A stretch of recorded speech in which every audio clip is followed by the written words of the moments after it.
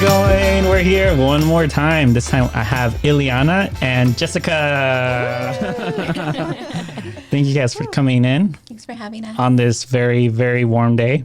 Yeah. It's summertime. I love summer. Yeah. And then of course I have my co-host, Ari. Hello, everyone. And for those that can't see where we're at, we have Jordan in the back. Thank you, Jordan. For doing the mixing, So Ileana Dominguez is a KW agent out here in the Antelope Valley. I don't know how long she's been doing it, but I know she's an expert at what she does. 20 years. 20 years old. 20 years, Oh my wow. goodness. This Wow.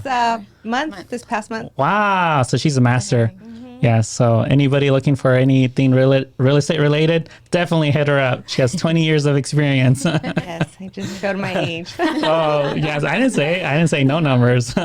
So if you could kind of just give us a brief history as far as like how you started or where you came up, as far as like how you got started within real estate, and also maybe just a little bio as far as like your background, and then I'll turn it to Jessica so that they could do the same, or she could do the same. Started. I was at a high school. I know what the heck I was doing. I was lost. I was partying. I was not focused on a career. But my dad encouraged me to go for my real estate license. So we've always, growing up, we would clean houses that my dad would work on.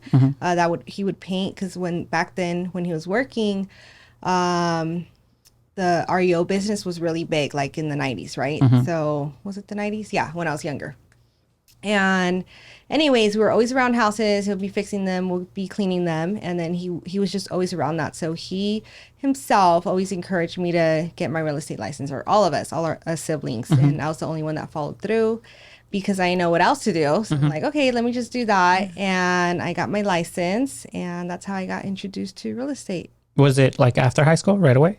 Yeah, like I was, I think, 19. Oh, you started really young. Wow. Yeah. Wow, that's Did you start with Keller Williams? No, I got started with a different company out here that was name call, name dropping. that was I don't think they're around anymore, but anyways, they were very big back then. And then I just got licensed, but I wasn't as focused at the beginning. Yeah, was it the age? Yeah, of course. Probably, yeah. 19. I didn't have nothing. At least you were already ahead on the thought process of doing something. Yeah. My friend was still in high school at 19. Yeah, I was barely graduating. Yeah, I was just trying to figure it all out. A lot of things were going on at that time. Okay. So. Like most people, I think, at that age. Yeah, at like, that age for sure. You don't know what you're even now, it's even later. People are in their 30s still trying to figure it out. Yeah. So 19. Don't give our you're secrets away. Yeah. You're still on a good path. Even if you weren't taking it seriously, you would still on a good path. Yes. Yeah. Thank God it worked out for me. So. Yeah. And I'll actually bring it back as far as like I have other questions within that question. I want to bring it into Jessica as far as like how'd you actually maybe meet Ileana, or how'd you even get into the realm of real estate? Because sometimes everything happens an accident, but it's for a reason, but sometimes it's an accident. You know, we never really think about the things that we're doing currently to being the actual path that we were thinking in our young age. Exactly. Who would have thought? I know. So I've known Ileana since we were in high school.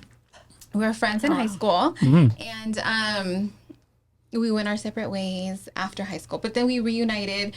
Our kids are the same age. We have, my daughter's 17. Her daughter's about to be 17. Yeah. And then we have 12-year-olds. So we were pregnant at the same time. Wow. Crazy. So weird. Wow. It was weird. We didn't. You guys called each other? Are you ready? It's Thursday. Oh, wow. Time. So that was cool. Like, I was like, oh my God, you're pregnant. I'm pregnant. And then we would go have lunch and then, talk here and there. But I was doing insurance. I actually got my insurance license when I was 18 as well. Wow. So I was doing that forever. And then I was bored. And one day I saw a posting online and it said like, Ileana Dominguez and Associates is hiring, and I applied. Was it Facebook? No, it was I think it was Indeed. Indeed. Oh, wow. Company to help me at Yeah, that. she had a company that was helping her. So I saw the posts and I was bored, and at my old job. Yeah. Bored. No, I was bored because I've done it for so many years. Are you still bored? How many years were you in I insurance? was there for 16 years. 16 years. 16 years. I ran my own office. Wow. So You were just bored of the routine? I was bored of the routine. I knew contracts, like, you You know, just weren't being challenged. I wasn't being Yeah. challenged. I was 2 classes short of getting my degree because I was doing homework at work because I was that bored, you know. Yeah. So I applied with Ileana just for something different. Yeah. And And she didn't tell me. And she didn't tell- applied. Oh. I I just did didn't it. Yeah. because I was just like, I don't want to put any pressure on her to be like, oh, I have to Did you hire change her your because name I know too? her.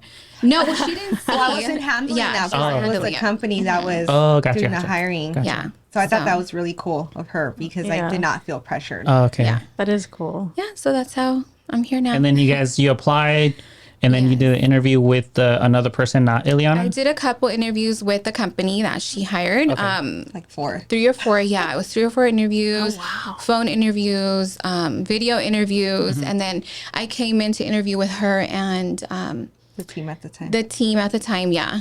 And that's where you office. found out that she applied, and you guys have been No, friends. when she submitted her application, they did after the first interview. And they sent me the video of the interview. And I was like, Oh, wow. Yeah. but I was so excited because I was totally Yeah. in favor for her. Yeah. So that- Before that, though, she had actually sold one of my houses.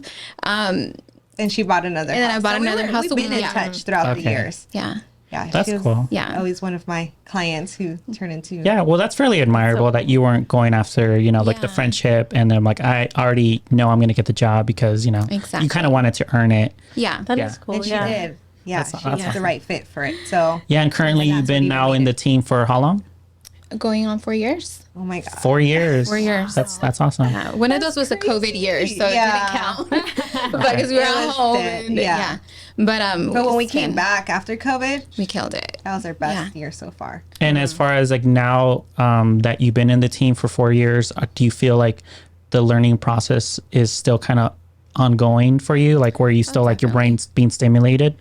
Yes. Okay. There's always, literally something new every single day. Like nothing could have, well, I had a lot of training in the beginning, the company that she hired to hire me trained me for months, but nothing could have prepared me for what everything is just, every go through on a transaction, daily. is up and down, totally different. Yeah. Nothing's ever the same. Yeah. So nothing could have prepared me for, Personalities, different customers, Really, different yeah. different vendors. exactly. Yeah. And just different scenarios. Every transaction is just We Different. get lucky Yeah. once in a while, have some smooth ones. Yeah. Yeah. Like once every 6 but months. yeah, there's been crazy ones. So Yeah, that's awesome. And as far as like the concept of actually being a realtor, is that something that's in your mind now? of course I want to get my license so I can help my family, transactions and excuse me. But I like what I do. I like being in the background of it. I like Is it your comfort? yeah, in my other job, I was in front of people all day, like all didn't see day it. dealing with I didn't see you. Well, now you don't, because now I'm just like, leave me alone. But no, but I like what I do. I'm the, director of operations Yeah, now. yeah. So I plan all of our events. Which I love doing that. So right now we're planning our client event. So I'm super busy with that. So I like doing, I like being creative. And Organizing, being, like, and being a real estate agent, I feel like it was just, I see how Chaotic. yeah, for lack of a better word, but yeah, it's a little insane, and I'm just like, I need a minute to like, Yeah. Yeah. break away from that. Like I could not do that every single day, and just, Yeah. I like to, I don't know, I just like to focus on other things, to Other feed my areas mind. that you're strong at. Yes, Yeah. And that make exactly. you happy as Yes, that make me happy. well. Okay, that's Because good. Ileana, you're dealing with like people more throughout like your day, and then you're doing more of the like background stuff. Yes. Well, I still deal with a lot of our clients. I still deal with everybody actually, but it's more through like email, text, phone calls, Okay. and then I plan our days. I plan our planner. it's more daily like the activities. operations of it. Yeah. Yeah. She I think that's keeps it kind of all a little bit together. of what I Yeah. do. Yes, With InView yeah, we'll too. probably do the same. Like Yeah. he's definitely out there, and then Yeah. And the sun. Yeah, more Yeah. face to face. Yeah. in the sun. All weekend, I was sweating my butt But look off. at me. I'm getting dark. I needed to turn up the light today because I'm like, no, they're not going to see me today. I'm going to be outside Being in the tonight. air conditioning all day. Yeah, me too. I'd rather be, in the office stressing than outside in the sun stressed out. I was like, I'll dehydrated. yes. So I walk outside, I'm like, dang, this is how hot it is out there. And then I'm like, I feel bad for like. There's no AC in some of the houses. Oh my god. I know. I feel your face. The houses. Yeah, and 2-story houses. Oh my god, those are the ones that are draining. Oh yeah. If it's like Upstairs is 104 downstairs, it's like 110 upstairs. That's horrible. And you're just having to go through with the motions, like everything else, like what you're saying. Like you have different problems every day, and you just have to just go through it, and that's it. Adjust. Yeah, adjust to it. Yep. Well, at least yours is in the AC, so that's a good thing. Sometimes we're out in the field too, but Yeah, she does. She goes and stages houses. Yeah, that's true. Yeah. That's very true. Oh yeah. I do staging. There. You do a love good to. job It's on so fun. those. I always think it looks Thank nice. you. Yeah. Thank you so much. Yeah, I would say not every, but most of the houses that we've done for your guys' it's always been fairly organized and fairly put together to the point where we just get there, and then every now and then, no fault to your guys', it's mostly sometimes a client's fault or, they forget certain things, and then as agents that are technically already experienced as photographers, as being experienced as we are now too, we kind of already expect certain things to be a certain way, that we kind of already have that in our head that our client has that same mindset, but that's their literally that first sell of their house. Exactly. Right. So it's not that they're misunderstood or they're lazy. It's just that idea that they just didn't grasp. Like, hey, I should have done even more than what I'm already doing. And I think that's usually what happens at a listing at times, I would say, like where you're moving stuff and helping out. Yeah, I think we do a pretty good job walking them through, and then but there's those times when we get there and they're like, where we would have put something away, they left it out. So that's why we always try to get there earlier to make sure it's picture ready for you. Yeah. And that's sometimes awesome. it's like they don't do anything. They're like, dude, everything.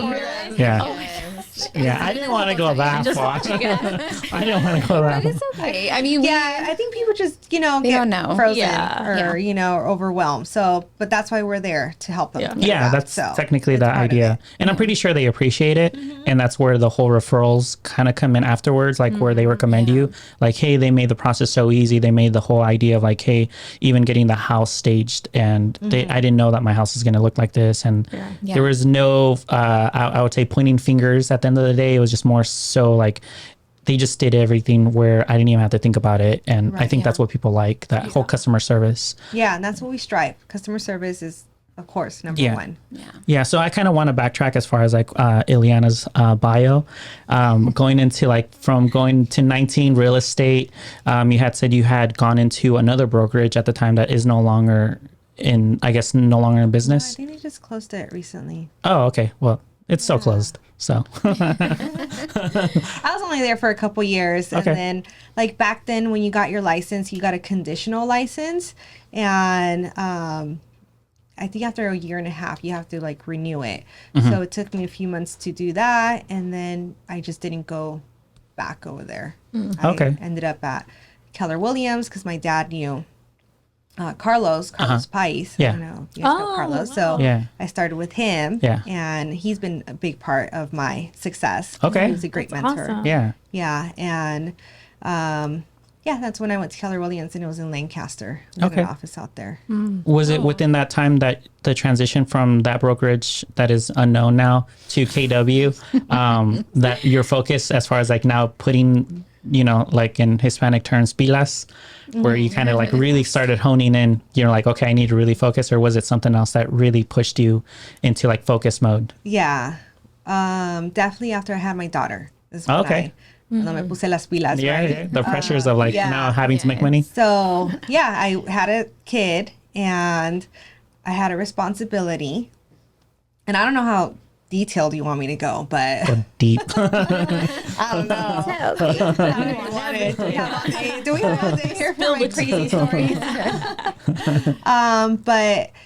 But yeah, I mean, like I mentioned earlier, I was just partying, when I was young, and honestly, like Jessica knows, I don't even know how I got through high school. Like, how I even graduated. Okay. Because I was just so like, You're out there. Yeah. Wait, no, I didn't know. That's what surprised me. I never. Yeah, Well, I kinda. mean, like I knew because I, because we're in high school. But yeah, and it's so I normal didn't too for know, people to go to parties and stuff. Yeah. So you don't Yeah. really realize it until like you're in the group. You're like, oh, Yes. she is definitely the one that is not gonna and my drive parents home were tonight. my parents were very strict. Like I could not go to a dance, a football Oh, okay. game. Like Very strict. very strict like Me that neither. way. I still. But yeah, so I didn't know. I think more was when we were out of high school. That's why I didn't know. Like, Okay. you know, Mm, I didn't never. I wasn't a party person at all. Yeah. I wasn't boring. Yeah, Stayed out all you're the fairly like. yeah. I would say since I've known you, you're very like to yourself. reserved. Yeah. Yeah, to your even walking into the office when I see because I haven't gone to the office in a good minute too because we've been so busy. Yeah. But I know that I like going into the office just to say hi to everybody. And every time I would see in the hallway, it's almost like you're going from your office to wherever you're gonna go and then going back. And it's like that. It's Yes. never you're never true. distracted as Yeah. far as like because I do see realtors that they get really distracted as far as like, Yes. hey, I was just gonna get some Talking. prints and from there it's like That's me I'll go to I'll go to an office and they're still in the same place but now talking to a different person or whatever. Yeah. So yeah, I'm really To yourself. That's good. myself. That's good But yeah. because it's needed. I need her to Yeah. focus. Yeah, you need a balance. Because I go to the front and then I don't come back like 30 minutes later. She went to get coffee. It's like 2 hours later. I was like, what happened to her? She The left. whole conversation in the front. Yeah. Yeah. Out. It happens though. Like it definitely happens, especially if you have a surrounding of like common goals, common minds, and especially Yes. KW is fairly known to like have good people there to actually like if you have questions, they're always Right. there. Everybody's so Yeah. willing to help. Yeah, exactly. And then of course if they know you already and because you've been there for a while and from since I've known you, you've always produced. So I'm pretty sure you walk out of your office, someone's going to ask you a question, Right. if it's personal or if it's business. So definitely, I could there's definitely see always that. Somebody to talk to. Yeah. So now going into your distraction mode, as far as like your party phase, now you're Back to that. going now falling into your like actual the concept. I think my idea for the conversations is like I want people to not only get to know you but also like at least the transformation as far as like what made you that person that you are now. Like that is kind of like a person that I would say to anybody being it's a female or a man, hey, this is a person that I would want to aspire to because I could see how much you're producing. And it's not like you're boasting about it, but I want to boast about it. I want to say, hey, you guys, like she's doing amazing stuff, you know, like, Yeah. and I would want to be at least the cheerleader for that. But within that being said, they need to hear the befores and not just the highlights, you know? Of course, yeah. And I have a lot of trials and tribulations, you know, to share. And that's why I was asking how deep you want me to go. Yeah. But yeah, just to go back to that, when I first got my real estate license, I was deep into my addiction. I am a recovering, addict, and I am now, oh my God, I'm sorry, 14 years clean. Wow. So Okay. 14 years clean since drug and alcohol.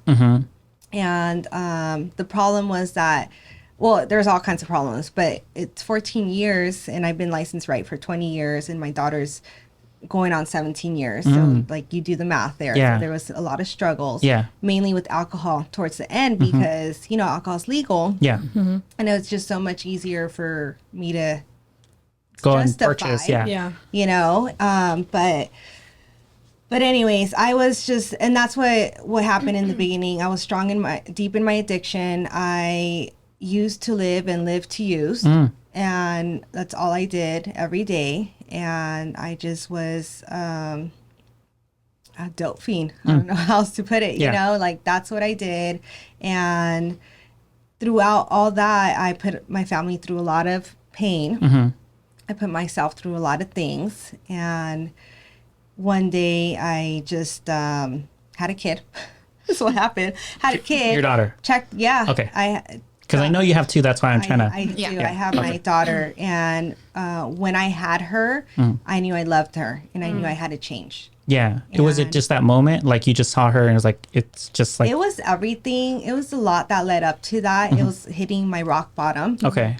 and not being able to stop. No, accepting or realizing that I have a problem. And then once I had her, realizing that, you know, I have this human being that I'm not now responsible for, and that I need to get my life together or I could get her taken away. Yeah. Because I did have a case Oh, at one wow. point too. And there was a lot on the line, you know, and because of that, like, that's really what, like, made me realize, like, okay, I got to do this. And if I'm going to do it, I'm going to, you know, like, when I do things, like, I want to do them right, you know? Yeah. And, like, my dad's always said, do it the right way, you know? So I'm like, okay, I'm going to get my stuff together, and I'm going to do it, and I'm going to get my daughter, and I'm going to move forward. But it was a lot of struggles. And I went through treatment. I attended a lot of NA meetings, and I started to build a support group. And because of all that and the people that I surrounded myself with is how I was able to overcome my addiction, along with my family support. And it took a lot for them to trust me again, you know, but they've always been there. Yeah. And my mom and dad are just, you know, amazing. Yeah, I met them already, or I've met most of your family members. I think you have. Because I've done the pictures. I've known you for a while. You know, I've gone hiking with you.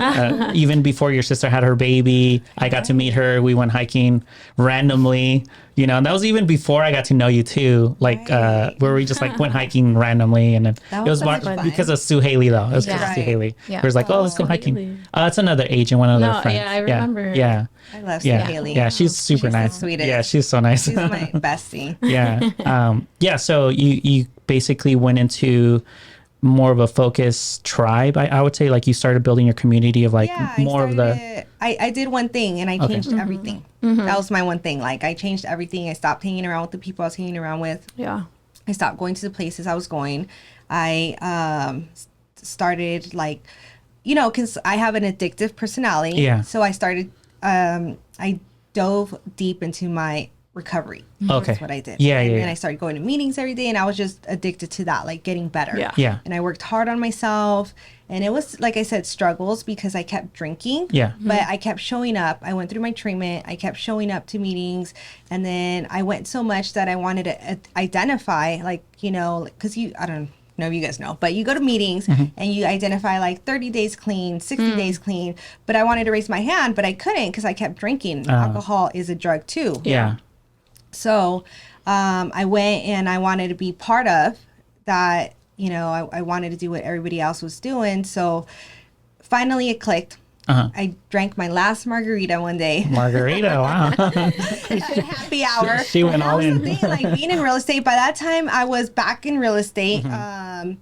My daughter was like a year and a half. I was working. I had a good friend of mine, Angie, who was my lender at the time. Yeah. Yeah.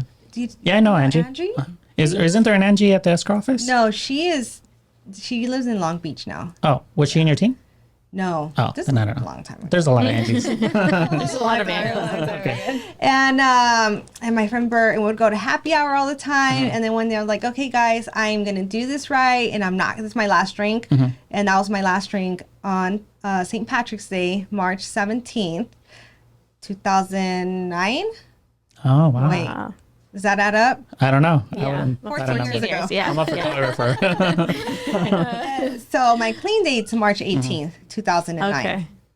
So after that, I just, you know, I got I kept being involved and moving forward. Every day has to do something with my recovery. Like, I either talk to somebody in recovery. I have helped a lot of people that I know in recovery buy houses, sell houses. Like, that's my network. That's my people. Wow. Okay. Yeah. And we have sober living homes. We have 2 men's homes. We have a women's home. We have a detox recovery center. Oh, wow. We, meaning me and my husband, because he's in recovery as well. And that is what has kept us clean, I believe, for so many years. It's just being involved and giving back and helping Yeah. others. Okay. That's awesome. So Yes. now being the callus of like the community, like literally now, you're not in the actual community because you need the help. Now it's backwards. So like, you want to stay in the community because you want to keep that positive mindset of like, okay, I kind of want to just now give back as far as like what it was given to me. Right. I Okay. was giving so much was given freely to me Yeah. that I want to give it back. Okay. Yes. Like, Okay. through all those struggles of getting clean and getting my life together and working on myself, I had so many people involved in my life that were supportive of that.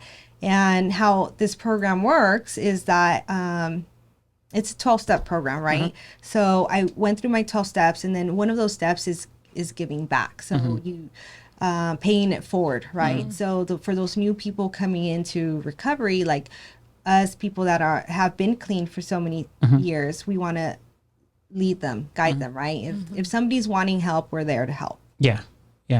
That's awesome. And I think that's what's making, or for me, when I've ever gone to any office or any of the little offices within the office, as far as the KW, like the people that I've stuck with, as far as like the time that I've walked into that office, are the people that have been as genuine to me, like as a person. And I think because you've always been that type of person, when it came down to like me actually meeting you, you've always been very like, just this is who I am. And I kind of just like, okay, I like this because I know she's not putting a face in front of like, okay, it's business. Cause I know, I kind of see it already now where you do go into an office, and I understand that you're trying to put a persona of just I'm very organized and I'm very put together. But in reality, we don't really know what's going on in that person's head. And I think I can't relate to that. Like it's just like I can't see a soul in that type of personality. So when I've ever met someone like yourself, and like we've said already, we've gone on hikes and we just kind of just started talking, and you started telling me everything. Way more details. And I'm like, oh, she's a person, So it just felt like I felt so comfortable after that, where anytime that I go to the office, I always try my best to at least make it to the corner where your office is at, just to say hi, I know I used to do it a lot more often. Now it's just a little bit different. Visit us no more. I call you that, so. Yeah, but I think it's just, it makes you a person, you're allowing yourself to be a little bit vulnerable as a business person, but you're putting your personality overall like on top of that. And it took a while to do that, like at the beginning, I just don't share my recovery with anybody, just because of course I had to do a lot of self-growth, and my self-esteem was low, and I had a lot of growing to do. But now, like, anybody who wants to hear my story, I share it because I recover loudly so others don't die quietly. So it's I don't know, sometimes it's like maybe a little too much, but hey, if it helps one person, then that's all that matters. And I do understand that sometimes people aren't ready to hear the truth, and I think that's kind of where you're going after, like maybe it's too much for them because at that moment while you're saying your story, it's hitting them, but they're not ready to hear a testimony right now because they're still embedded in whatever type of addiction or whatever type of whatever they're trying to neglect within themselves, to say, hey, I understand and I'm going through it, but they're like, no, I'm not ready. So I'm going to step away because literally like I don't know what it is that we have, like the fight or flight kind of thing. Right. Because when you're telling somebody, you're just picking at them. If they're not ready for it, they're like, I'm insulted now. Yeah. They might take it. Yeah. It's an insult because it's resonating with them. Yeah, exactly. Oh, yeah. But I think it leaves like an impact on them too, because it like sticks with them, and then I hope so. It's just like planting the seed, and then when you want the help, and I think for some people too, like you're saying, when you hit rock bottom, you feel so lost and you don't like see a way out. But like hearing someone's story like that, where it's like she changed her life completely, and she's like doing like she's very successful now. Like I can do that too, and it like I feel like can motivate a lot of people to really like push them out of that place. Yeah. And when I share things like about our recovery homes and our detox center, I don't share it to like boast or anything. To show people that like, hey, it's possible. If I was able to do it, then you can too. Yeah. And I actually like the idea that you're giving back too. Like the whole concept of like it was served to you, like the help, but now you're serving. I think that to me is just like it's amazing, that idea that you're giving back. And I think that's the better story for anything. It's just the idea like, yeah, you did it for yourself, but at the end of the day, you're now giving it to other people. As far as like the concept of like growing, or I know you spoke about your daughter, as far as like the moment that you kind of like, okay, recognize like now I have responsibilities, but then I would assume, because I was kind of doing the math, but once again, I'm a photographer, not a mathematician. You sure? I'm pretty sure it wasn't like a clean slate right after. It still took a little bit, as far as like, okay, I still have a pathway to kind of like navigate to really just delete this side of myself. What I kind of want to know, what was the idea or concept or action or experience that you had to take to actually really analyze that side of your brain and say, okay, I can't be this person anymore. I need to take accountability at this point for myself, but I want to know, what was it as far as like for you, like that point? I think when you're in that position and it's terrible, right? You're rock bottom. You're like, you've done things you didn't think you were ever going to do. Mm-hmm. You put people through things you didn't want to put them through. You're in that state of desperation where you want the help. You've been wanting the help for many years, and maybe like, well, for me personally, like crying out, like, help me, but at the same time, hitting the pipe, doing whatever I was doing, right?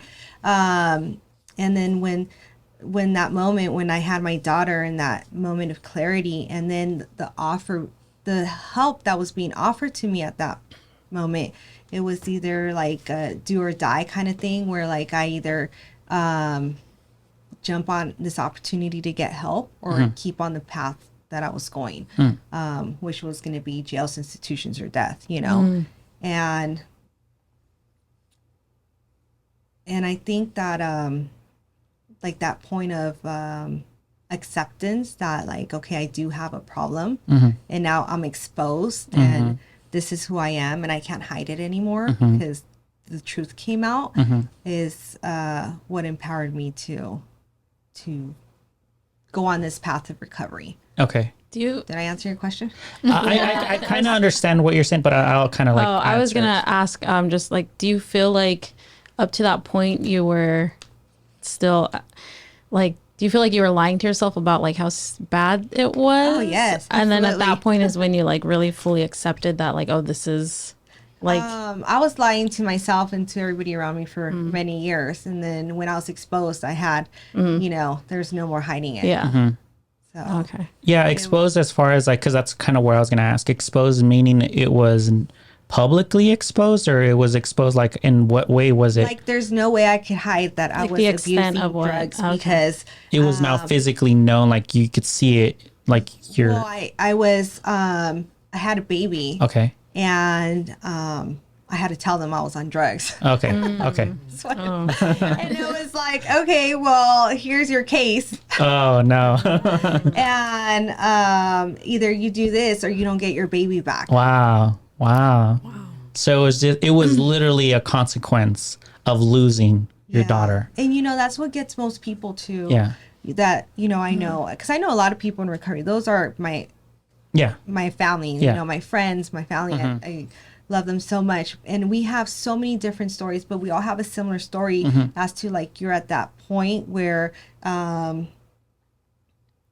most of us need divine intervention. Like, yes, like you need to do this or you're going to go to jail. You're going to do this or you're going to get your kids taken away. A very few people, there is a few that come into recovery on their own will, but most of us need that extra push. Like, hey, you need, this is your ultimatum. Yeah. Like reality hits you. Yeah. In the moment. Yeah. So definitely I needed that to realize that, okay, I got to change. Yeah. It's now or never, Right. Yeah. Yeah. That's fairly wild as far as like the motives that us as humans go through, like, was there, and I don't want to go into too deep as far as how it started, the concept of you getting that addiction going, because it doesn't happen overnight where it's like all of a sudden you're addicted.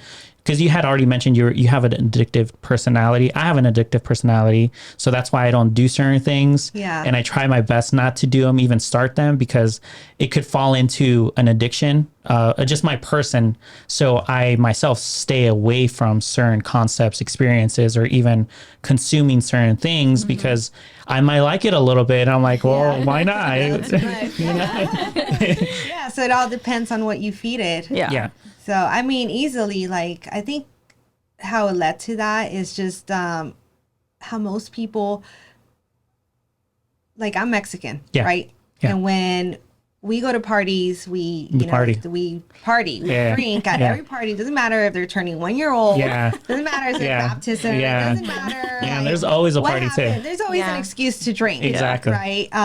In our culture. I Exactly. feel. Yeah. So it's like, you know, we're gonna go to a party. Like, oh yeah, we're gonna get Baby showers. wasted. Anything. Anything, bro. Right? Anything. It's a baby shower. Get out of here. Exactly. Like, it's for the baby. No. Right. For us. For us, exactly. But that's how it started with alcohol, you know, like sneaking alcohol at a young age. And then like, you know, just from there, it's just escalated. And I'm a true believer that, like, there's gateway drugs, you know, and because of what I experienced, and, you know, alcohol led to smoking weed, and smoking weed led to harder drugs. And then, so like, I'll always try it. I'll do anything. Yeah. You know, I'm the kind of person, I'll try it. Yeah, you know? why not? Yeah. I always say I'll smoke anything but cigarettes. Yeah. Oh my goodness. But it just escalated, you know. It's like you said, oh, I like it. Oh, let me, you know, do it again. Yeah, or exactly. oh, this gets me going. Yeah. You know, like, especially at that young age, because your personality hasn't developed yet. So that personality, your judgment too. Your your judgment is judgment, and then also like you're you're so invincible at that. age, yeah. you So know? at that point, if you're starting at that age, I could definitely see how certain drugs could be gateway drugs to other things, because we are fairly our self-esteem is fairly low at that point. We don't know who we are. So just kind of like using certain substance just to be a part of a group, or if not numbing certain things, or not acknowledging certain things, it could lead into like, hey, I don't feel high anymore. I don't feel as drunk anymore. Let me start drinking harder liquor, or let me get into this other type of drug. So I could definitely see the concepts of like the gateway drug. Absolutely. Yeah. And then just like she mentioned earlier, like, you know, not being allowed to go anywhere. Again, being Mexican, Yeah. parents don't let you go anywhere. Yeah. And- Especially if you're a girl. Exactly. Yeah. So, you know, I would have a certain window that I had enough 5 time minutes. to get effed up on. Yeah. You know, I gotta drink this bottle of Jack so I could get, you know, drunk quick enough so I could enjoy my time here and then leave, right? So it was just, you know, craziness. It's just trying to squeeze that into my life. And then I think it that's became my life. I think that's so interesting though, like in Hispanic culture, how like your parents are so strict, and in like they're trying to, you know, I don't know if it's them just trying to protect you or whatever it is, you know, but I feel like in a lot of cases it ends up like Backfiring. Yeah, because then you feel like you can't do anything. So then when you do go out to do something, like you're saying, you like go to the extreme and you, like do it overboard. Yeah, I honestly do believe that our parents do things on the attention that they do want to protect us, but at that point, like the generation that you're coming in, my parents and then their parents, it was just the action, but it wasn't the I need to talk to you as well. It was more of just like, you can't do it and that's it. Yeah. But there was no direction to kind of guide you. No conversation. Yeah, there was no conversation afterwards or even before an action was taken on our ends, I would say. And I know that firsthand because that's how I grew up, you know, like, oh, no is no, that kind of thing. Yeah. Which in some sense it works, you know, especially for boys because we are very hard-headed. And I know for sure I needed that sometimes with my dad, where I know for a fact if I would have said something back to him, it would have just been over the world. Like it's just that it's like literally, but once again, guys communicate differently than girls. I think girls have to navigate a little bit more with the concepts of like, okay, I need you to understand, not to react. And I think a lot because we're coming in from a different country. And at that point, we're just barely just trying to survive at the end of the day, they're just surviving. Yeah. You know, they're not really living their best. You know, they're just kind of just going to work. Hey, I want to feed my kids and hopefully they grow into a better person and, you know, so on and so forth. But yeah, I do agree that old school Hispanic parents did get into that concept of like very strict and they didn't know how to communicate. They didn't know how to actually even talk to themselves amongst the family either. So I could kind of see where at some points it does backfire. Like if you're just very strict and there's no communication, it will definitely have a greater chance of backfiring. But right. Yeah. I think, yes, I agree because I'd go do that. But at the same time, I probably needed it because if I think I had the liberty, I would it probably been worse. Yeah, maybe. Yeah. Faster. Yeah. How is it for you?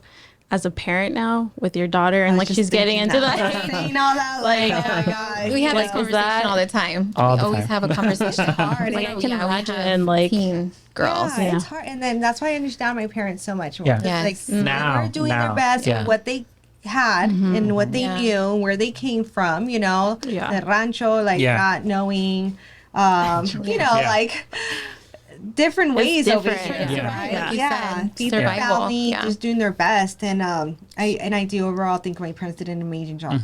That my parents are the best. But like being a parent now, it's just hard, you know. And then like at the same time, so we're pretty open. Me and my husband are pretty open about our recovery with our kids. Yeah, they've been going with us to meetings since they were little. Like they would take them, and then up to where they got older to like more understand. Like they still go with us. We go to a meeting every Saturday night, and they go with us and play outside and hang out or whatever. But I don't bring them unless we have to, because it's just, you know, certain things they don't need to hear, you know. But overall, they know, like, we're recovering addicts, and we're showing you a different way of life. You don't have to drink to have fun. You don't have to drink to go to a birthday party. You don't have to, you know, you could have fun being sober and not, you know, being on anything, on any mood altering substance.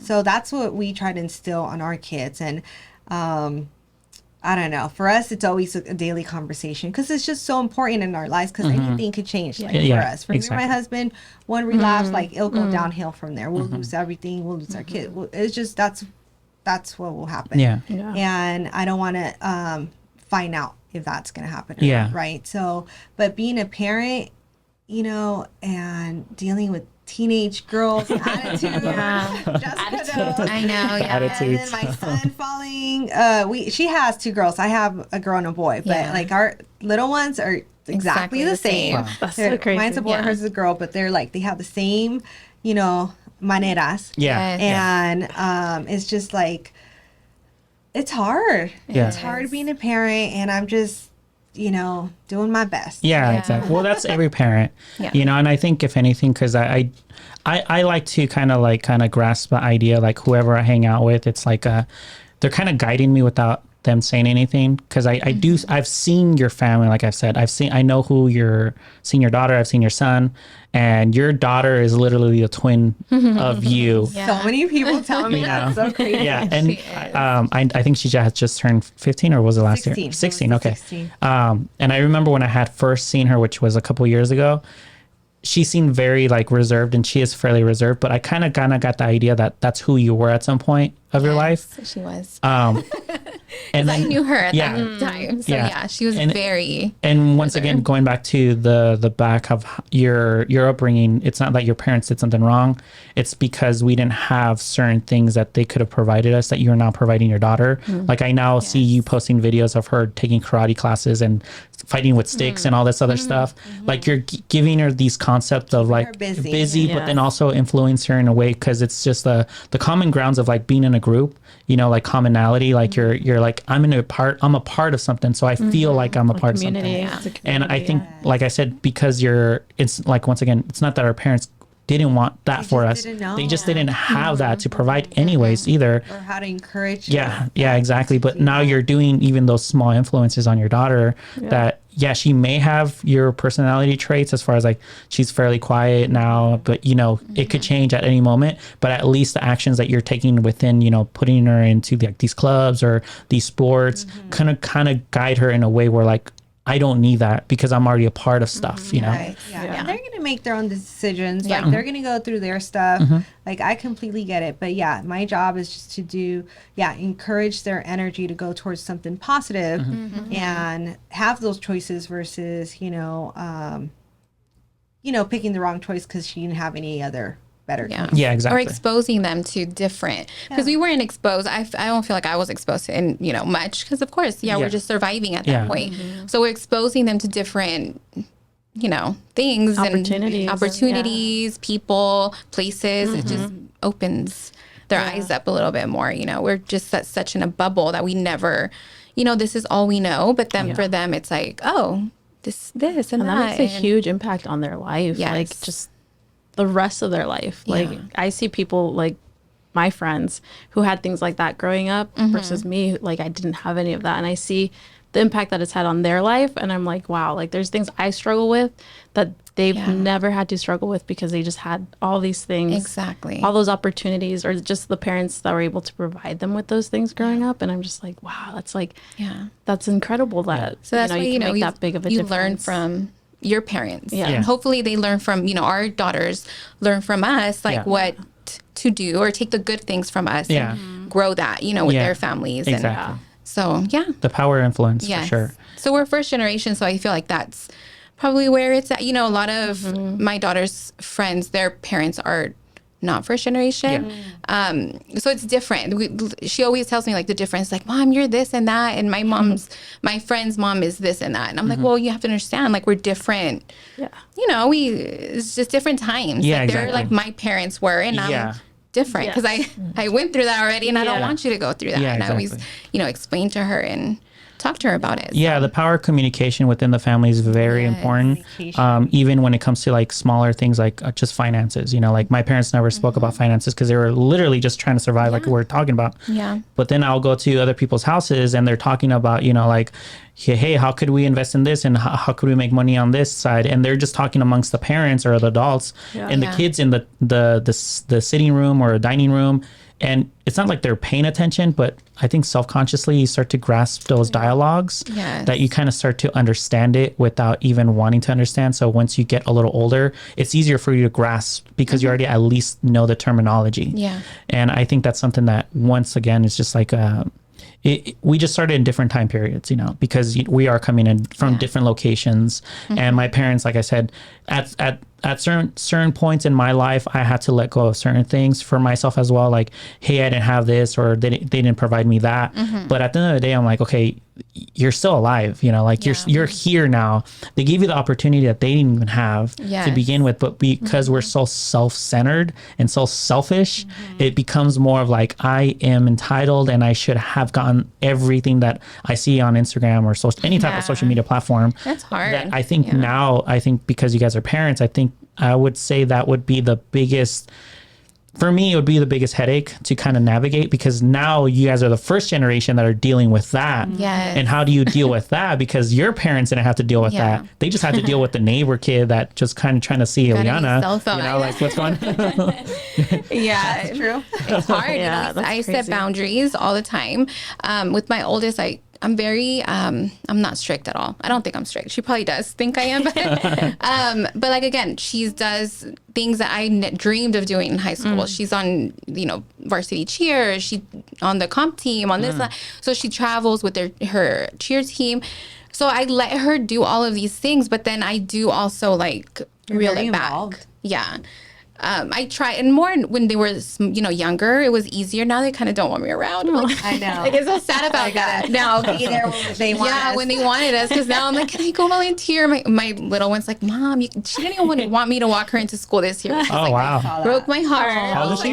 She's 12. Oh, yeah. She's 7th grade. So I'm all like middle across school. the street videotaping my baby. Wow, that's probably why. I know, that's probably why. But she loves that stuff. But that, But, just giving them that space, but also like I do set boundaries. Like I said, if they want to go out can we go to the movies? Can we, because literally all their friends are going, and especially my oldest with her team, it's like always team activities. And I'm like, okay, you don't have to do everything. You need to reel it back. Like, is your room clean? Is, the laundry done? Is your dog fed and whatever, that you're trying. No, exactly. So no, you can't go. Yeah. So it's like a no. So it's hard because you say it's all on Instagram and they see all these things and it comes at them so fast. It's like, I want. But the thing is like, I always tell them, like, the real world does not work that way. You have to work for it. I go to work every day. You see me. You have always seen me work every single day. If you feel like it or you don't feel like it, you're still going to work. I can be, because, that's another thing. Like, they're like, oh, I'm tired, or I don't feel good. Or I'm like, okay, do you want to go to the doctor or school? Which one are we doing? Like, we need to make a decision because, you know, sometimes I do let them have like mental health days. That's what we call them. But because I know it's hard to be a teenager. Mental health day. Yeah, I know. I need one too. It's hard to be a teenager. So I'm like, okay, whatever.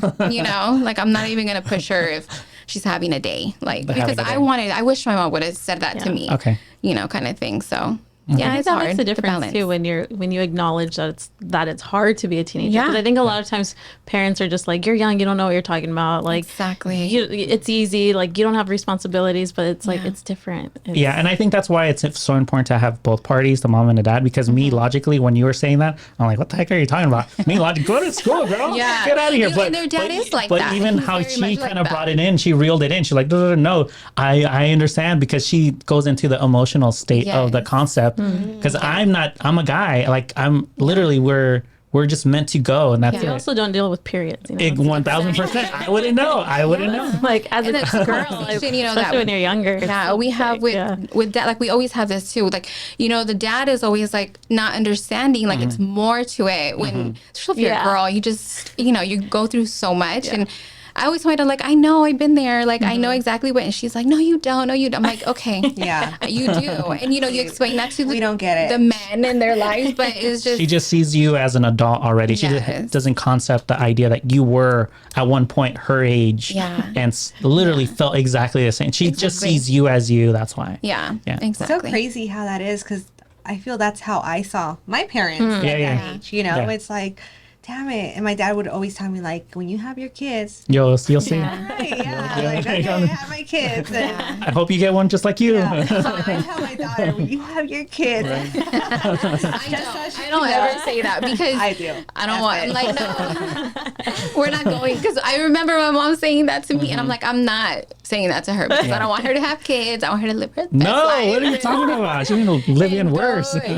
Travel the world, leave, no kids. No, my daughter's like, I'm not having kids. Yeah. They're like, they're so different, than we were. And I think it's because we've given them so much opportunities to see things differently. Yeah. Like it's, when we were younger, I feel like it was like, oh, you don't like, well, my parents were kind of like school, marriage, kids, like house. That was like the blueprint for all of my sisters. And I was just like, no, I don't want to. Like, I don't even want to. So I was the first to graduate high school in my family. And, I didn't want to go the traditional, like find a husband and get married. And so my life has been different.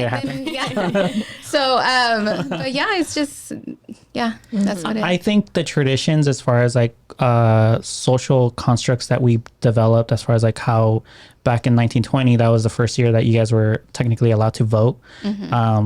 Women, I would say. Yeah. And then of course we've developed now more modern ideas as far as like, okay, now we understand that you guys are career oriented type of personalities as well. You guys have to serve your own purpose besides having a family and a husband.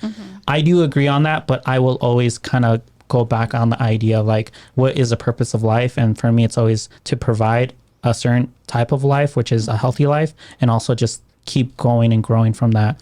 I think the idea of like just preparing your daughter just to have a career, and this is like just me talking, it's just my opinion, you could kind of raise your daughter however you want, but for me it's more of like just kind of guide her to the thought process, like, yeah, I have given you opportunities for you to pursue, but again, you don't want to just give yourself everything without having to share with nobody, because we are social creatures at the end of the day. We have to provide that concept, like when you're gone, and then she's going to be a grandmother at one point. Do you want your daughter to basically be in a mansion with her, whatever type of animal she wants, and then just be basically alone? Yeah, she lived a certain lifestyle, but was it the idea that you put in her mind, was it better than what you have? And I think that's kind of where we always kind of see the grass is greener on the other side concept. I think it's just more of the modernized personalities that we're trying to grow into each other, like how we're talking about our parents. Like they didn't know They didn't know how to really raise a kid. But now we should know, because we have, the ChatGPT to help us out at least, hey, what do I do when my daughter needs an off day or something? We have answers right away and solutions to kind of provide ourselves.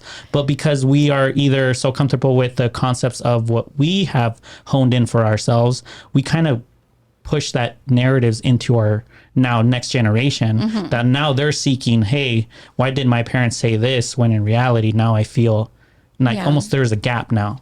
And that's kind of where I would always say, like, when it comes down, because I do hear that a lot, it's being parroted a lot, where like now kids don't want to have kids anymore. And I'm like, well, what's going on? Like, what was your childhood that traumatic?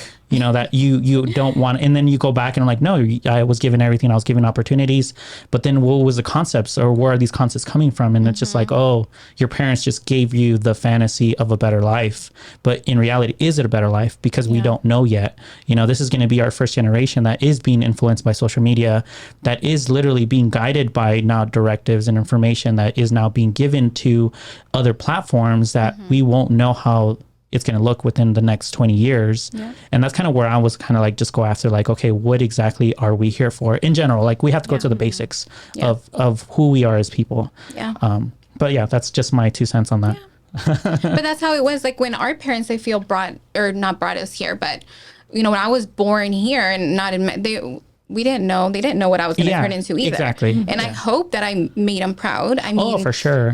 But that's the same thing with my daughter. Like, I can't, like I said, I don't push her. I always, and this is what I tell both of my girls, like, you guys need to explore as much as possible.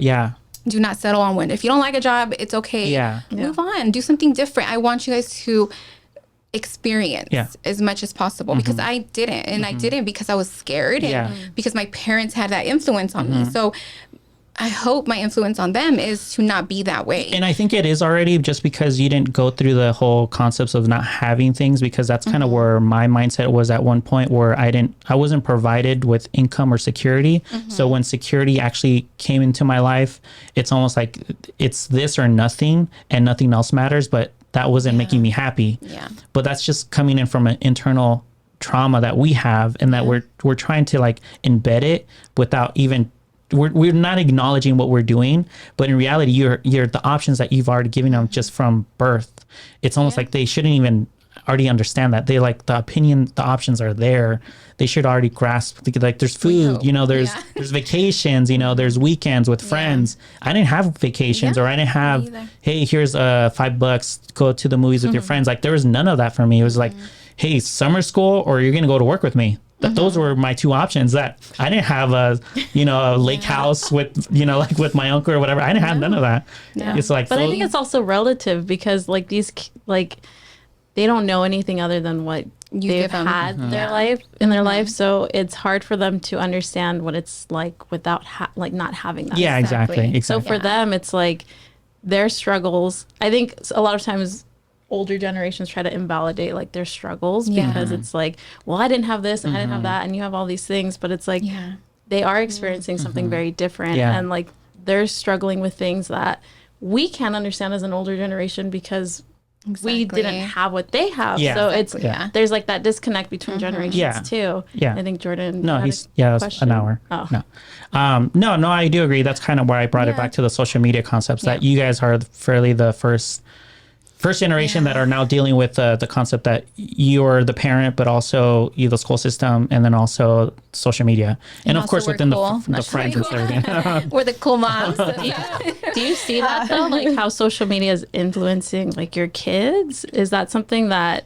you struggle with as a parent, like parenting them, but also there's social media and all these people on social media, and not even people their age, but like they have access to older people, like, who are spewing information and all that stuff, and they can get influenced by all that stuff easily too. Is that something that I definitely see it? But like I said, my now that my daughter's older, it's more of an like we have a conversation about it. We've always had conversation. Like, I like to talk to her about as much as possible, so that she understands like what's reality and what's not. And I've always told them, since she got a phone when she was like 5, for other reasons, but but because for communication with like family member, you know, she had her phone.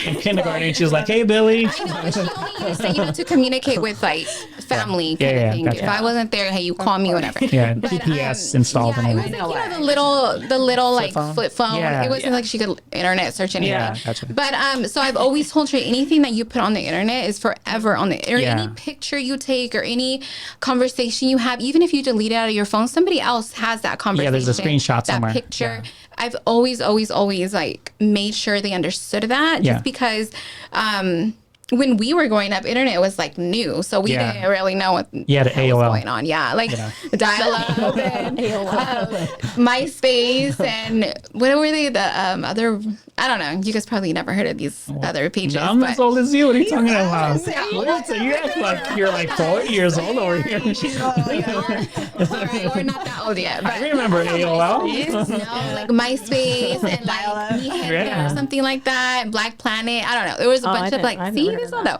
Anyways, Black Planet. it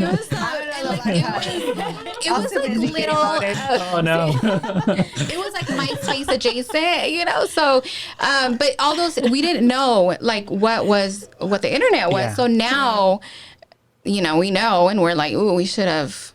Yeah, I'm you know, very not cautious done that, of or the internet and what I try to talk to them all the time. When an opportunity arises, I'm always like, that's why you don't do drugs. Yeah. That's why you don't do Don't start drinking, because then, you know, it could lead to that. You know, for me, it always relates back to that, because it's just, that's one of my biggest fears. But ultimately, they're going to do what they're going to do. Yeah. Social media is just, I don't know.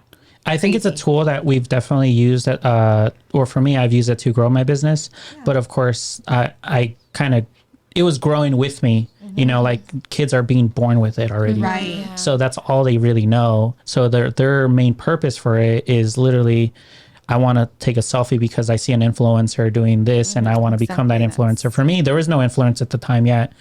There's maybe one or two. And then from there, it was just kind of developing to what it is now. So definitely, I like, that's kind of where I was kind of bringing up the whole concept of like culture, you know, parenting, even our parents, how they were trying to grasp the idea of like teaching us. And now you guys have a different concept that they didn't have to go through, which was social media. Yeah. Now you guys have to go through social media with your kids, and what's the next generation going to come in, and you know, you're going to say, well, remember you were always on this and that, and then their kids are going to be on completely something else. You know, another like planet. Can't go to Mars today. Have to stay home. But it's scary. That's why we just communicate.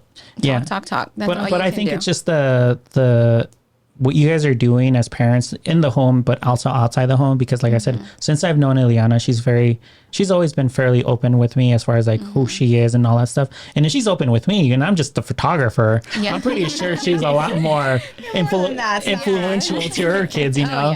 So it's just the concept of like being able to communicate fairly well, you know, like being able to actually say, hey, these are the things that I've gone through, in a way where, like how she says, she's not boasting about it. She's just communicating, just because there is a person outside this room that may be listening at this point and like, hey, I'm going through with this and I kind of want to guide myself, and hey, maybe I should kind of seek a certain path because it might lead into whatever.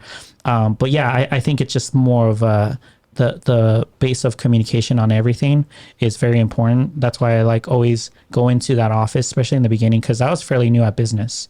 Like my school was, I'm going to say KW was my school of like my junior college, I would say, because I didn't have that opportunity either to even seek education after high school. Like I went to ABC and it was another high school for me. It was like, okay, I'm back in high school, and every now and then I'll get a good professor, but you know, it's just like, what are they doing? What are they really teaching me? Like the same grammar, the same mathematics, the same whatever that I was learning in high school. It wasn't going after like, how do you be a better person? How do you influence yourself to be a better person? So once I got into KW, I got to meet amazing people where it was business, but also how to be an adult. The mindset. Yeah. That's what I love about KW and our office. Is just because I never went to college. I didn't even go like I never signed up. Like that was never even like a thought for me at that point. Right. But everything I learned, I pretty much grew up at Keller Williams, and everything I learned and everything teach is around your mindset. And that has played such a big influence, along with the program I do, in Narcotics Anonymous. And just the principles and the concepts, they're so similar. And it's just about learning how to apply these, I guess, spiritual principles in all our affairs, like, which fall in line with like your thinking and your willingness and your purpose, your purpose, like it's so like tied in together. Like everything I do, like is being like interacting with my kids, my husband, my friends, with anybody. Like I try to apply these principles in my life, like where I'm just trying to be a good human being, and help others, and give back, and that's where I learned it. Like your whole mind is just what you expose yourself is what you're gonna be. So if you expose yourself to positive things, which Keller Williams does a great job doing that. It's hardworking people. Exactly. So you're just gonna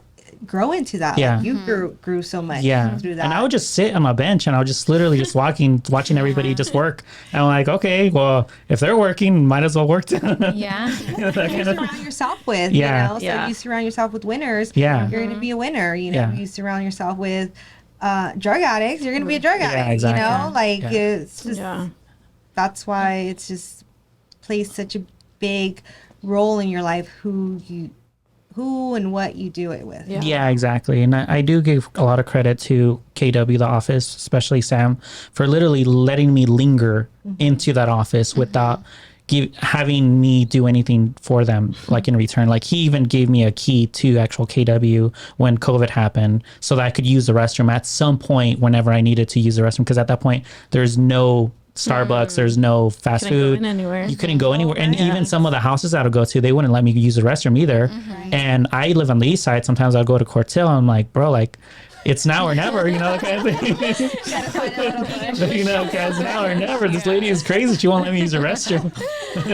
And I remember I went to the office and it was still at the time where it was closed. And Sam's like, hey, let me get you the key. And that was it. Yeah. So it was just like the concept of like just the ability that I felt welcome there. And then just the concept of like the people around there, like just made so many good friends. And there are people there that are no longer there that I wish they were still there, but it's unfortunate. Like they move on, they get into their own paths and stuff, but it is what it is. Like, and that's kind of what you were saying, like just the power of influence as far as like your surroundings is very important, because I was just, and I'm a creative. I'm not very direct and goal oriented where it's like, this is a straight line, that this is your path that you need to take. I was just all over. I'm an abstract minded person. Like, okay, I like this and I don't like this now, so I'm going to do this other thing. And I let go of this, and this could have became something, but because I'm so abstract and going off of my emotions and this doesn't make me happy anymore, I'm no longer influenced by this. I'm going to be influenced by this. So being around you guys and just being so direct minded as far as like the focus that you guys have, that kind of influenced me to put in place for my business. I'm like, okay, I get it. When I would see Rima basically like super stressed and anxious about stuff from her family, like, she'll throw parties and, like her daughters, but then she's dealing with her clients, and then she's dealing with her team. It's like, I see her as a person. I'm like, wow, like everybody sees the outside, but nobody really sees the inside, what's actually happening. Nobody knows the struggles, the sacrifices, the bottoms, the everything that you've gone through. They, like you said, they see the outside. And I would actually do that like many years ago, like look at people that were successful, like, oh my God, it comes so easy to them. But like now realizing like, no, they worked hard to get there, and it's just so easy to, especially with social media, like we're talking about, so easy to see the outside. But there is so many struggles. And I think it's like with anything, like hard work gets you there. Yeah, and practice as well. The idea is just like, okay, you weren't good at something, but you could be good at it if you at least put your best foot forward into whatever you're trying to get into. Communication skills for me, just it wasn't happening when I was growing up. Very shy. Just like, I honestly thought I was slow. I was like, bro, like, what are you talking about? Like there's too many ums and ands. And you were shy. I was like, what's going on here? And then, of course, the idea of podcasting was just me seeing an influencer. I'm like, oh, I think that would be fun. But just the concept of fun allowed me to kind of get over the just the focus of me, you know, like I want to do it. But then it kind of came about like, okay, you need to be better at communicating. So you need to practice. Right. So now it's just become so easy. No, it's not like easy, but at least I'm not as nervous anymore. Better. You know, like the it's more you do it, the better you get at it. yeah.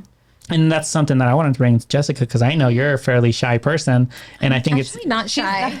well, as far as like shy being Reserved, yeah. yeah, reserved, not wanting to be shy. in front of the camera. Yeah. Because I know if I asked you like, hey, pictures, videos, and all this stuff, and it's always like Ileana, you always push it onto Ileana. I do. So it's more just like, I want to congratulate you too, just being here. You know, like I think it's I like the idea that both of you guys are here, because it is a team effort. You know, Ileana is the face of the company, but there's also people behind her that are supporting her and then making it happen.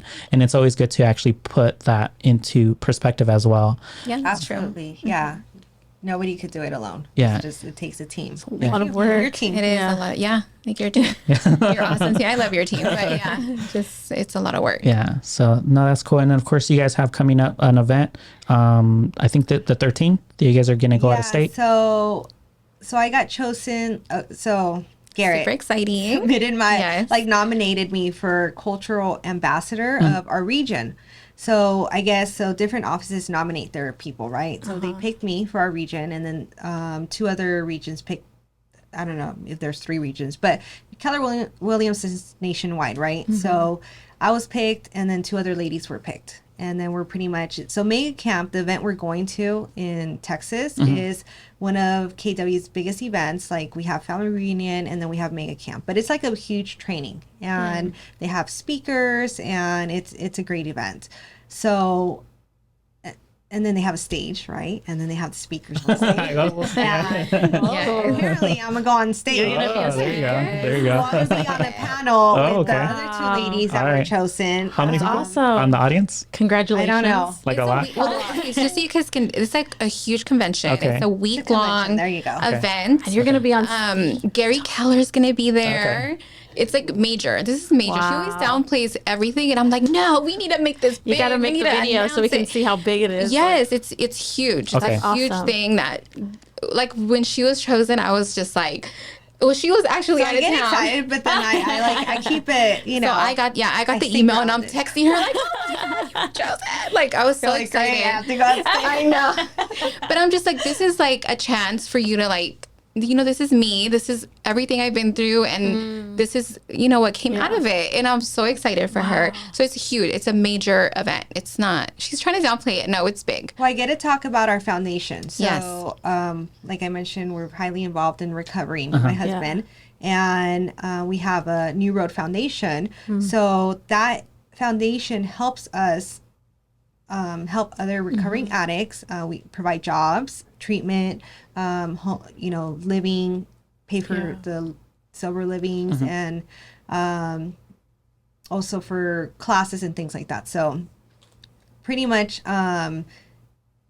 I got chosen, and the other 2 ladies, they have their foundation. I don't know what they are, but we're going to be able to talk about that, and hopefully, you know, we're able to share that, and people are able to, you know, contribute to that, or again, just planting to see somebody that needs Inspired, to hear yeah. about it, and That's just incredible. let Not them only know what we inspire those that are there, but inspire those that aren't there. Yeah. Like, just hearing it makes me happy that you're going to be at a panelist. So that's awesome. So excited for her. trying to, although it's hard for me because it's hard to go in front of people and speak, you know, although I've done it, and I always get super nervous, and it's like, even coming here, I was like, oh my God, you know, but after a while you forget, because there's a bigger purpose, right? It's not just about me, there's a bigger purpose, and as long as that one person hears what they need to hear, that's all that matters. So I'm excited about that. I'm super nervous. I'm excited.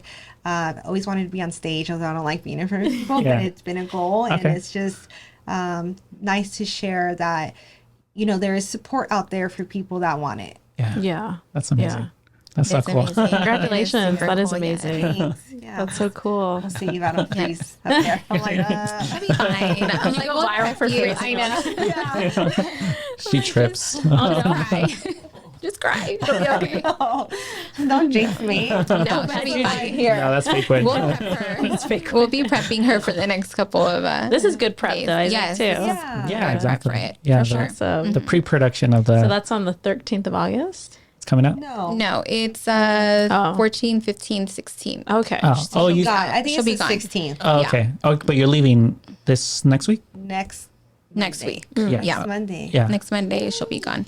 I know. Yeah. Yeah. That's awesome though. Like, congratulations on Super that exciting. event because that's something pretty That's a big. big thing. Yeah, it's huge. And that's why I love my office so much because they've always been so supportive of Yeah. me, of what Yeah. I do, like my Yeah. growth, Yeah. like, even like they're supportive of with everybody. Like they provide the tools, the classes, everything. It's up to you. You want to Yeah. take advantage of that Yeah. and run with it, Yeah. know? Yeah. So I've just followed direction all these years. I've, followed advice and I just put one foot in front of the other. And that's, I had to go through what I needed to go through to get to where I'm at. And a lot of it has to do with, my success. So I feel that Keller Williams has always been so supportive. Sam, Hadia, Garrett, Rob, who used to be our team leader, like Vicky, is just amazing people Yeah. that have been there. And I'm so grateful for them. Yeah, I do agree. There are a lot of amazing people at that office. Yeah. So yeah, a lot of good influences as far as like if like you said, if the help is there, and if people are there already, like initially, like the newer agents, just understand that you have to do the legwork as well. Because The support is there. yeah, exactly. It's But just you got to do the left. exactly because a lot of people do fall into the idea like it's just a bigger office and it's just being in the influential office that it is that all of a sudden you're going to become a number one agent or top 10 agent, whatever. And it's more of the concept like, no, it's there. Like I always, when I walk around, like I see JD and I'm not an agent, but I like to ask questions, just random questions about ADUs or how to invest properties or whatever it is that I need help on. And it's more of just like, it's never, hey, give me 5 minutes. I'll be right back. It's always like, okay, here. Always willing to answer. Yeah. It's always been that though. Like, it's not just him. It's always been, because like I said, people move on from, one office to another. But as far as like the people that I've met, it's always been that just, okay, what is it that you're needing right now? And let me see what I could do right now to, answer these questions that you're wanting to be answered. And I think that's something that is very important that they understand like I said, the younger kids that are coming in. It's just like, go after whoever you're wanting to become and just ask questions. And then if you're willing to listen and active listening, as far as like what you're actually hearing, provide it for yourself, because follow direction. Follow A the lot of direction. people will hear, listen, and not they do don't it. do the work. It's Yeah. like there's no. And then they wonder why they're not getting anywhere. They're like, wait. Yeah. You're not Yeah. doing it. You're not following direction. Yeah. Yeah, but it is a little harder. The market did shift, so Yeah. unfortunately, it we fall into the market, however the market goes into. Yeah. So I would say for the younger kids right now, they're kind of trying to become a good agent. Just kind of take the classes, take your time, like influence train, yourself, study, learn as much as you can because the scenarios are going to come with different. Every listing comes with a different scenario. Exactly. So kind of just go after that, and then if you could join a team to like provide them, whatever help they need. Meanwhile, I would definitely say go into that path because we already understand, we understand what it is, like especially right now. Your dues, like people want to come in and like, oh, have it so easy, but like you need to pay your dues. You need to do the work. It's you got to put the effort, and everybody's waiting for the market to calm down. Like this whole time I've been in real estate, the market has never been calm. Yeah, you've been busy. You guys been it's busy. always crazy. Yeah, you guys been Yeah, busy. Like Crazy. I don't ever see the the market ever being like perfect. Yeah. That's unrealistic. Like the market is what it is. And if it makes sense for you, then that's what you need to go off of, you know? So anybody could succeed, I think, in anything, like it being in real estate or whatever. But it's going to depend on the effort that you put. 100%. And I think because you already did the legwork for years, as far as like, you're seeing all the fruits to your labor right now, but what they don't see is literally all the meetings, all the phone calls, all the, I don't know, weekends, daily grind, exactly, all the days, all the exactly, nights, and that comes to like how you're saying, like it's not just real estate; it's all anybody that's an entrepreneur.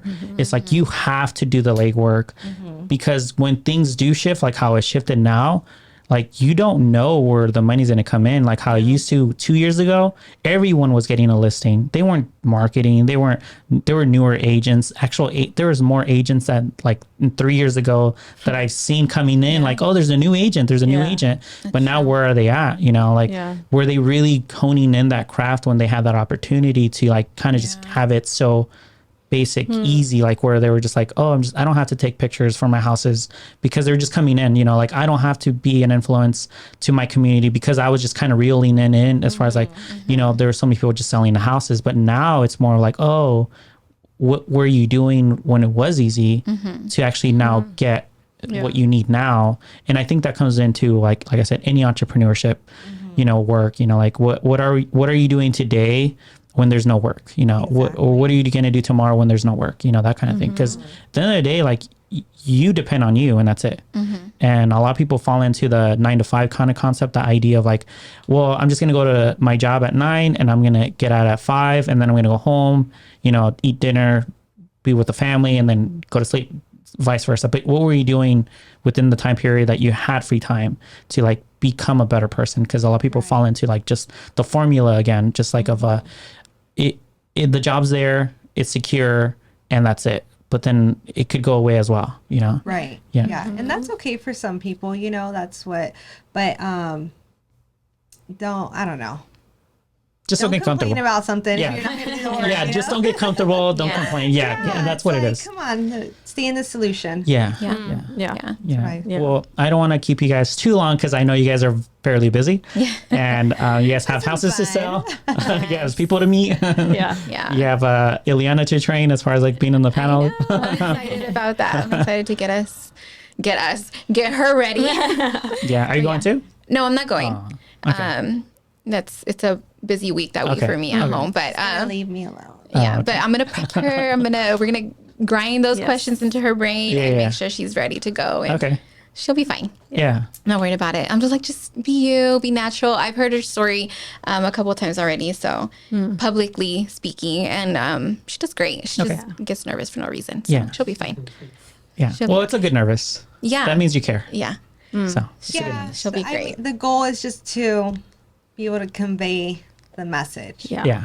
Yeah. And I guess because you care so much, you want to do it properly. Yeah. I'm an overthinker. Yeah. Definitely. So a perfectionist, overthinker. So She does great though. It's her story. I'm like, don't even overthink. It's your story. It's your life. Yeah. You just go out there and just. There's just so many things to say. You know, Yeah. it's like That's why you need your own podcast. Come on. I know. You guys did great on the last one. we got to do another one. Yeah. Yeah. An updated one. Yes. Yeah. Maybe when she gets back. Yeah.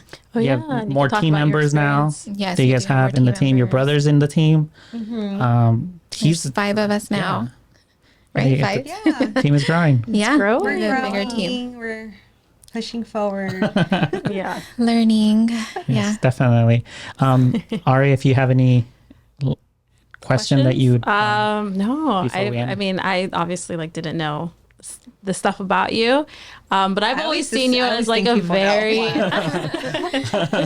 I've always seen you as like very hardworking, and I always like appreciated like the amount of work you guys have done, and you know, always using us and coming to us for like all your listings. So that's for us, it's always, I've enjoyed the relationship that we've had, and it's grown, and I've seen how you guys have grown. And I just want to congratulate you on your success and your team and your growth and your journey. Because that's you guys. very inspirational. And Because you guys are part of our team. So yeah, that's true. Definitely You're are. a big part of our Yeah, success. especially Jessica. She loves texting me. She loves. Okay, I tried the email. I'm trying, to get away from you. Yeah. I literally was going to text you this morning, and I'm like, no, I'm not. She loves texting. Like, he's going to talk shit to me about it, so I'm not even going to do it. I'm like, I'll just let it flow. Because You can text the business. InView number. What his number? That one. Oh my goodness. I'm I not, only have your number. Yeah, That's all right. right, yeah. I I think his that's number been a now too. transition though. It's just Yes. used to it. That's Because I'm why. always like, it's easy to text you. So. But I think that's been a fine. transition for a lot of our clients too. 'Cause Yeah. they're so used to just like contacting him. yeah. Yeah. That it's I know. like he's You like just read text my her, mind. text her, Yeah, text right. her. See, I'm only texting because Ileana's asking me to. I don't want to text. She's like, text him now. No, Yeah. no, It's just a but- faster response because half the time I'm outside. Yeah. And I think because I've kind of grown into the habit of doing everything myself still, where like, because like she's saying, a lot of clients are still kind of getting the idea of like, okay, he is busy. And then there's a person that could actually Yes. answer your questions right now. But I'm still kind of getting used to that idea too, that, Yeah. hey, here's a number that you could reach out because it's so personal, Yeah. like Yeah, we're in going, the same boat though. know, like- we do the same I thing. got people texting. I'm like, oh, I'll reach out to Jessica. Yeah. And they still Yeah. text me. And I always tell her, I'm always Yeah. like, Yeah. telling her, please let them know that I'm here. Like, Yeah. I do the redirect same them. thing. I'm like, So, just give them the number. Tell them Yeah. they can text me. Yeah. Like it's Yeah. like, Which, but but they're just used to it. It's just like Yeah. a habit, like I was on so- vacation and I told her I was on vacation. And then like 5 minutes later, it's like, oh, I know you're on vacation, but here's my last question. I felt so bad. And I told you, I forgot you were on vacation. Delete Yeah. the message. My bad. I already contacted your team. So I know. I tried not to reach out to him too, and then there's like something that came up, and I called him. I'm like, I'm sorry. I know, but like just this one thing. Yeah. There's no vacation. Yeah, there's no vacation. So. There's I had my laptop, so it's all right. Yeah, I think it's like vacation, but it just like you're just working a little less. Yeah, yeah. You're I still never, working. like I never get these off. I get moments off. Yeah, yeah, Like, exactly. There's always 100%. a call at least Yeah, a day. 100%. I'm pretty sure once we get off the pod, I'm looking at my phone. I'm like, oh, okay. I know, me too. I'm like, How many questions do I have to answer? Emails. Yeah. But yes, once again, thank you so much for coming in. It was a long time for having coming. us. Yeah, it Hopefully was, we sure. could get the updated version as far as like how it went at the conference or at the event, and then excited. we'll see if you guys start your own pod, because I know you guys have a lot to say as well within your story. we gotta do one. Real You know, estate, but like I think in- even like as like motherhood too. Yeah, and Yeah. I guess like the influence that you guys have as far as like being friends, and of course just the commonalities of being like within the business, but then being mothers, and then just your like guys' relationship, like Yeah. and then the teams, like your brother, like how's that working out with like He's family so with busy family. right now with Yeah. his because he's a full time deputy, so Yeah. he's so busy with that. Yeah, but even that is just great stories to have, because when I did his headshots, it's the same thing. Like we just start talking, Right. and then I'm sorry, I'm going backtracking, but I remember I met Ileana before I even knew who she was, like as a realtor. I was a real estate photographer. I did her Oh my brother's. God, that's so crazy. Yeah, I did her Yes. brother's wedding pictures. So funny. And I Yeah, remember that. posted a photo of me taking their photos outside the venue. And then she's like, "That's my brother." I'm like, "What? What are you talking about?" She was like, "Yeah, It's so wild. Yeah. I know. yeah, yeah." So, and then she sent me a It's like picture full of me circle kinda taking a thing. picture of them, but in reality, she was taking a picture of her brother, but I got in the way. So,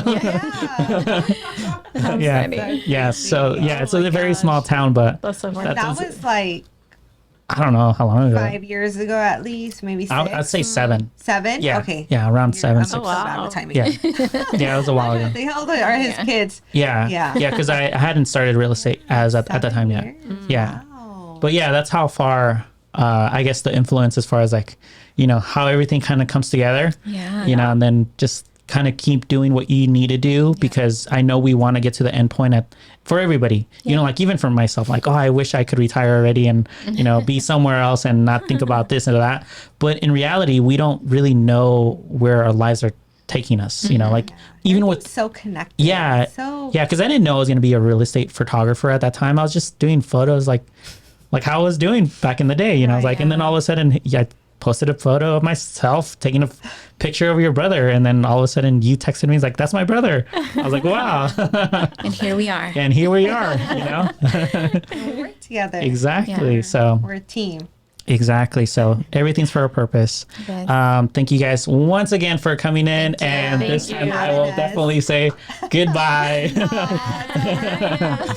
Have fun. Just getting started. I know. Yes, have fun. And like I said, I do want to do an updated version of this interview because I do want to hear about the event, and then